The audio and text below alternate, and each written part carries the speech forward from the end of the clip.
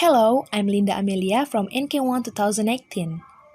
Here, I'm gonna present an article entitled Production and Comprehension of Pantomimes Used to Depict Objects. Pantomime is gesture in absence of speech, has no conventional meaning, but individuals seem to be able to produce pantomimes and derive meaning from pantomimes. A number of studies has addressed the use of closed-speech gesture, but little is known on pantomime. This study aimed to explore how people construct and understand pantomimes arises in gesture research. The present study also aimed to provide a database to which clinical groups can be compared in future research. Have you ever seen when a train leaps from the platform? People sometimes waving and gesturing at their loved ones. For instance, someone may form a heart shape with two hands to depict their love for the other person. Such gestures, produced in absence of speech, are called pantomime. Pantomimes can be used convenient in situations in which speaking is not an option. The present study was initiated to investigate how people produce pantomimes and what kind of information others derive from pantomime. McNeil, in his characterization of different kinds of hand gestures, placed pantomime on a continuum. In the present study, we take into account all gestures in absence of speech, but we focus on hand gestures only.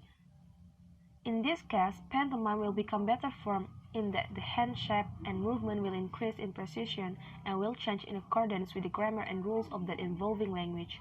As a result of its frequent use in communication, the pantomimic depiction of a telephone has become an emblem in various cultures.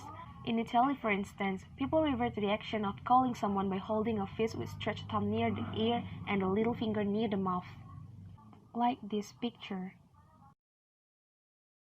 Although conventions may arise after frequent use of a pantomime, for the construction of new pantomimes, one cannot rely on conventions or on linguistic rules just yet. This raises the question of how people revert to concepts using new pantomimes and how it is that others can generally understand this. To construct iconic gesture or new iconic signs, people likely rely on iconicity, which can be characterized as the similarity between and a referent or. This is probably also a relied viewpoint for the construction of pantomime. In this way, iconic pantomimes can also provide information for an interlocutor, just as iconic signs can convey information, though often ambiguous to non-signers. This makes iconicity particularly useful for communication in situations in which no linguistic context is present. How do people produce pantomime? Someone produce new pantomime will create a visual image of an object. The visual modality includes all non-visual features or sound. What is described when doing pantomime is the thing that stands out the most from the object. For example, when we demonstrate brushing our teeth, the motion we highlight is the movement of the hand that is like holding a toothbrush and shaking it, as well as forming a mouth like when brushing your teeth. How do people understand pantomime? An interlocutor can understand, for instance, a pantomime where an individual pretends to comb his hair, as the interlocutor can map this action onto own experience. That said, a shape might be recognized similarly to how the shape of an object is recognized in. Who needs pantomime? As language is a very efficient communication system, most of the time there is no need for people to use pantomime. There are some situations in which pantomime could be a useful alternative, when speakers do not share a language, for instance, when traveling abroad, or when communication using sound is difficult or impossible, for instance, at a train station when a train passes by or when trying to communicate through a glass window. For some clinical populations, particularly for individuals with language difficulties. Methods by using two judgment talks, open question and first choice. 20 native speakers of Dutch participated in the experiment. They were all right-handed. Participants gave their consent to be videotaped during the experiment. Stimuli were all 60 pictures of the Boston naming test.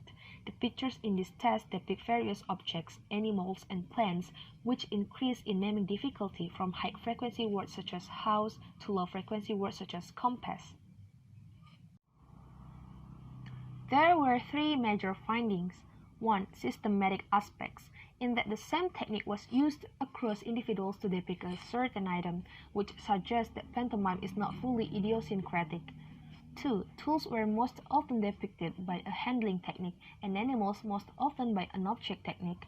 Furthermore, tools were better comprehended than animals or other objects.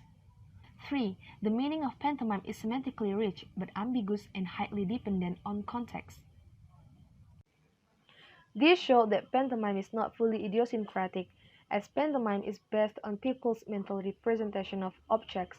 The observed systematic aspects seem to be a result of intrinsically similar mental representations and similar strategies to translate these, using iconicity into pantomime. The meaning of pantomimes is semantically rich, albeit ambiguous and therefore highly context-dependent. Interpretation of a pantomime is not based on conventions but depends on the interpretation of the interlocutor and the context in which it is produced.